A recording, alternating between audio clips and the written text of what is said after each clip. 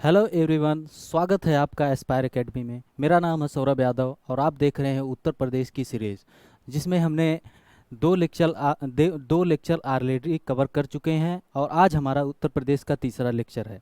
जैसा कि कल यूपी पीएससी का नोटिस भी आ चुकी है, एग्ज़ाम कैलेंडर भी आ चुका है, जिसमें यूपी पीसीएस की डेट रखी गई है 24 अक्टूबर और समीक्षा अधिकारी की डेट 5 दिसंबर है। ठीक है, तो एग्ज़ाम की डेट फिक्स है। आपको बहुत अच्छे तरीके से अब एकदम टाइम टेबल फिक्स करके अपनी तैयारी शुरू करनी पड़ेगी, जिससे कि आप आसानी से गवर्नमेंट जॉब प्राप्त कर सको।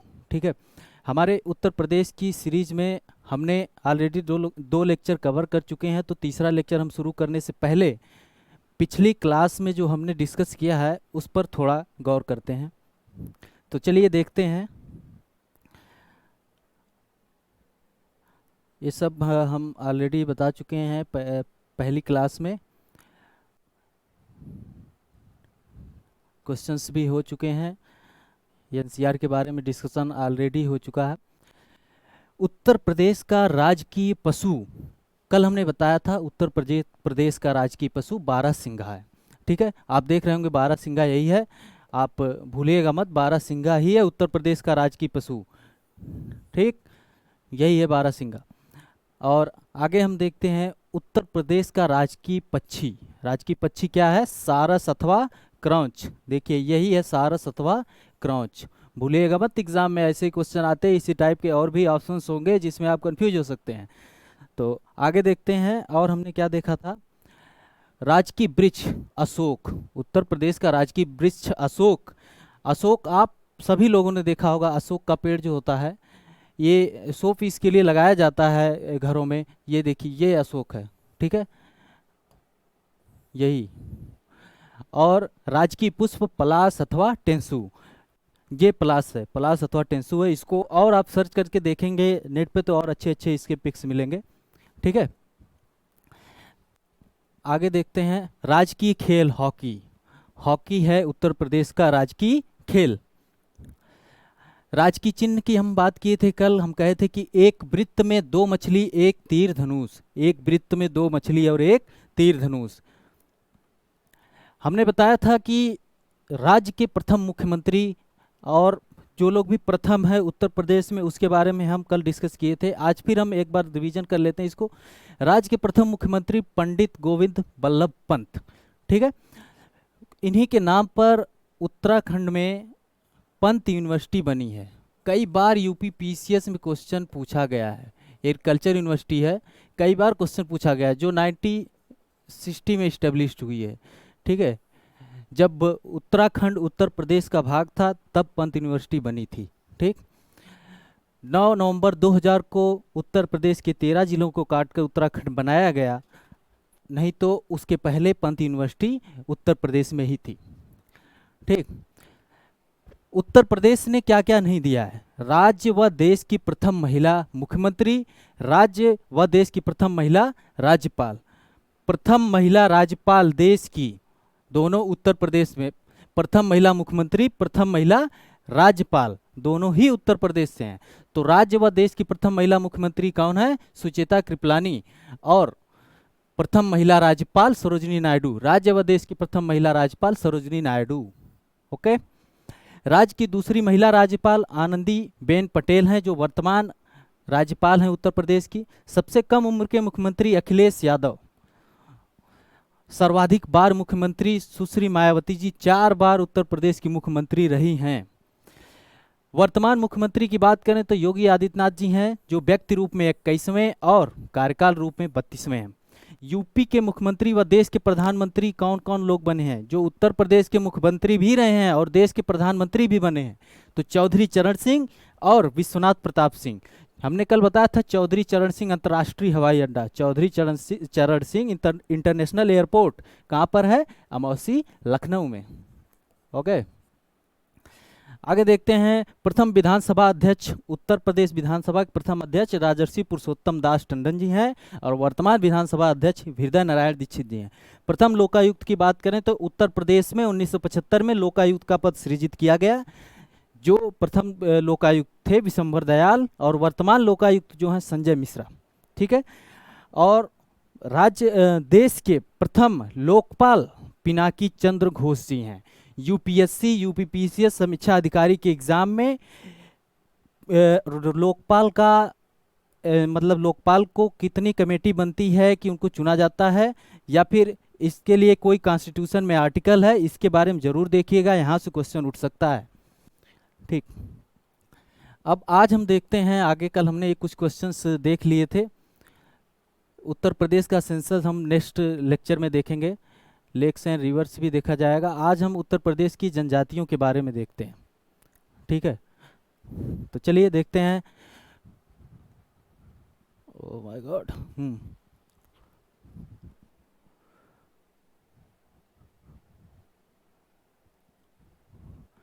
उत्तर प्रदेश की अनुसूचित जनजातियां।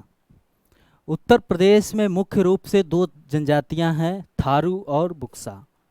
थारू और बुक्सा। तो जनजातियां होती क्या हैं, मतलब कॉन्स्टिट्यूशन में क्या जनजातियों की कोई डेफिनेशंस है? तो संविधान के अनुच्छेद 366 में यही बताया गया है कि जनजातियां शेड्यूल ट्राइब्स वही हैं, अनुसूचित जनजातियां वही हैं जो 342 आर्टिकल में नोटिफाई की गई हैं, वही अनुसूचित जनजातियां हैं।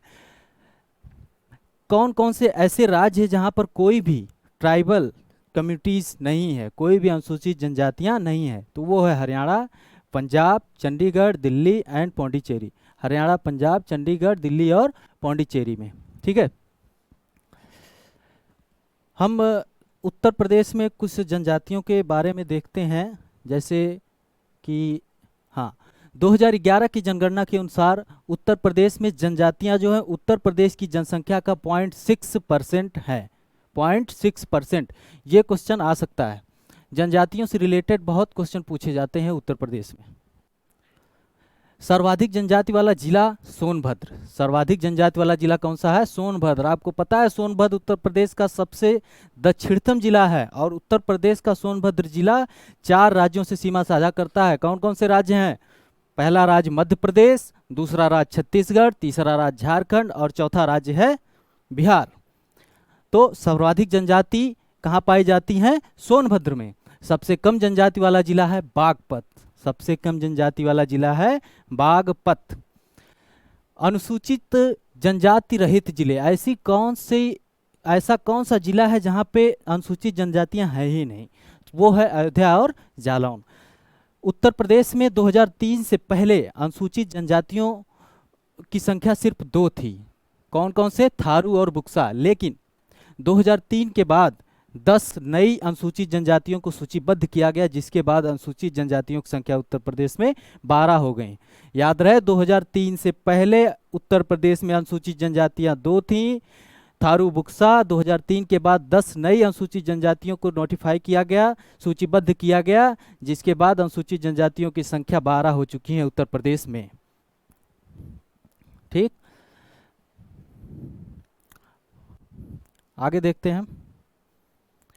हाँ, जो नई 2003 में जनजातियां ऐड की गई उत्तर प्रदेश में, तो इतनी ये सब जनजातियां हैं। आपको सभी नाम याद करने की जरूरत नहीं है, क्योंकि रीजन क्या है कि सभी नहीं याद करने हैं।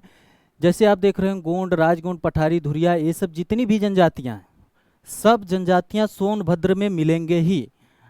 आप याद करेंगे तो जल्दी याद नहीं होगा, वैसे सभी जनजातियां सोनभद्र में मिलेंगी ही। आप सिर्फ एक याद रख लीजिएगा, सहरिया जो जनजाति है ललितपुर में पाई जाती है। कौन सी जनजाति? सहरिया जनजाति ललितपुर में पाई जाती है। बाकी जितनी भी जनजातियां हैं वो सोनभद्र में मिलेंगी ही। जैसे देखिए भुइयाँ, भुनिया सब सोनभद्र में है। ऊपर जो गोंड, राजगोंड, पठारी, धुरिया, इसमें भी सोनभद्र है। तो अगर सोनभद्र ऑप्शन में है, ये सब जनजातियां हैं, थारू बुक्सा के बाद अगर ये सब जनजातियां हैं तो आप सोनभद्र मारिएगा। अगर सहरिया सिर्फ लिखा है तो सहरिया सीधे आप ललितपुर मारिएगा। ठीक है, आगे देखते हैं। थारू जनजाति के बारे में थोड़ा डिटेल में हम देखते हैं। थारू जनजाति उत्तर प्रदेश में गोरखपुर एवं तराई क्षेत्रों में पाई जाती हैं। थारू जनजाति सर्वाधिक संख्या में उत्तर प्रदेश में है। उत्तर प्रदेश और उत्तराखंड में भी सबसे ज़्यादा संख्या में है थारू जनजाति। कुछ विद्वानों का कहना है कि थारू जनजाति जो है राजपूताना के थार मरुस्थल से होकर आई हैं, इसलिए इनको थारू कहा जाता है। थार मरुस्थल तो आपको पता ही होगा। थारुओं द्वारा बजहर नामक त्यौहार मनाया जाता है। पूछा जा सकता है कि बजहर नामक त्यौहार कौन सी जनजाति मनाती है, तो वो थारू है। और दीपावली को शोक के रूप में ये लोग मनाते हैं, दीपावली को शोक पर्व के रूप में ये लोग मनाते हैं। ठीक, थारू जनजाति में बदला विवाह की प्रथा है और भी चीज़ें हैं जो थारू जनजाति में विधवा विवाह की भी प्रथा है। इसमें ये लोग लठभरवा भोज देते हैं। विधवा विवाह की प्रथा है, इसमें ये लोग लठभरवा भोज देते हैं। इस जनजाति में दोनों पक्षों में जब दोनों पक्षों में विवाह तय हो जाता है तो उसको पक्की पोढ़ी, पक्की पीढ़ी ऐसा कहा जाता है। ठीक है। उत्तर प्रदेश में सर्वाधिक जनसंख्या थारू की ही है और उत्तर प्रदेश के लखीमपुर जिले में थारुओं के लिए एक विश्वविद्यालय स्थापित किया गया है। थारू जनजाति के लोगों की शिक्षा के लिए एक विश्वविद्यालय स्थापित किया गया है। ठीक, अब अगली देखते हैं हम जनजाति, बुक्सा जनजाति। थारू जनजाति मुख्य रूप से, दूसरे नंबर पे बुक्सा जनजाति। बुक्सा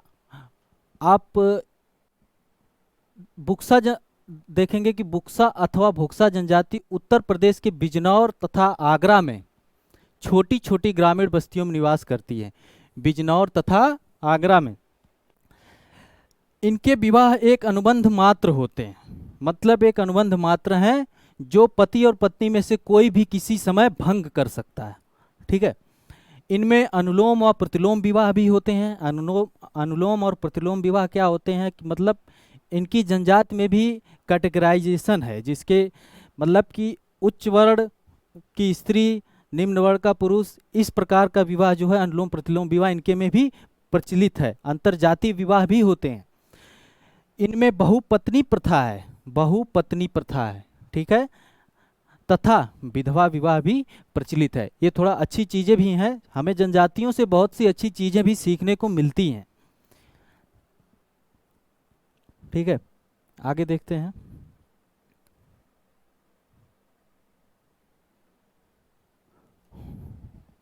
हाँ, अगली जनजाति है खरवार जनजाति।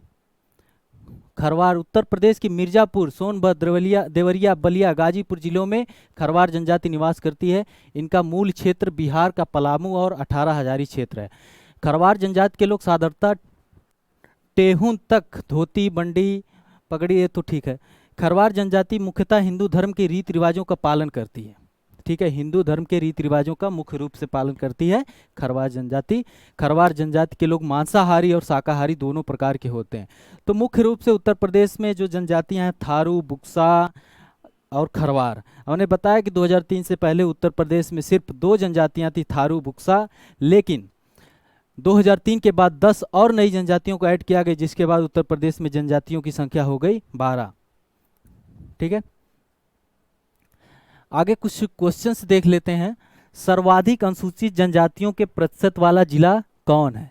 सर्वाधिक अनुसूचित जनजातियों के प्रतिशत वाला जिला कौन सा है?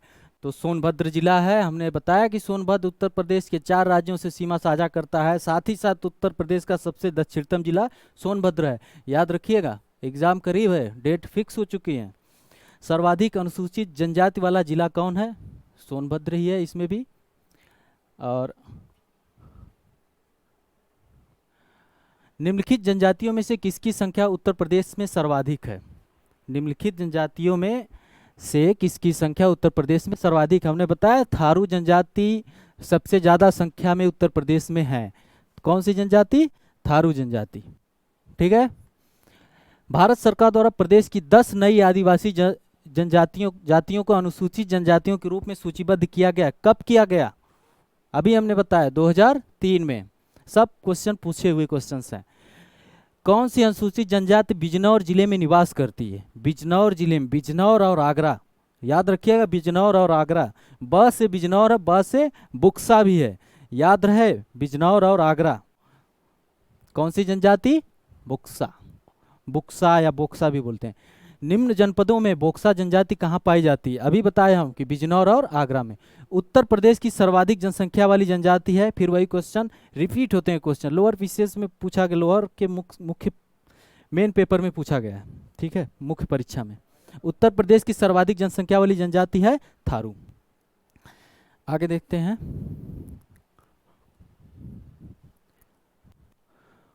अगरिया जनजाति निवास करती है।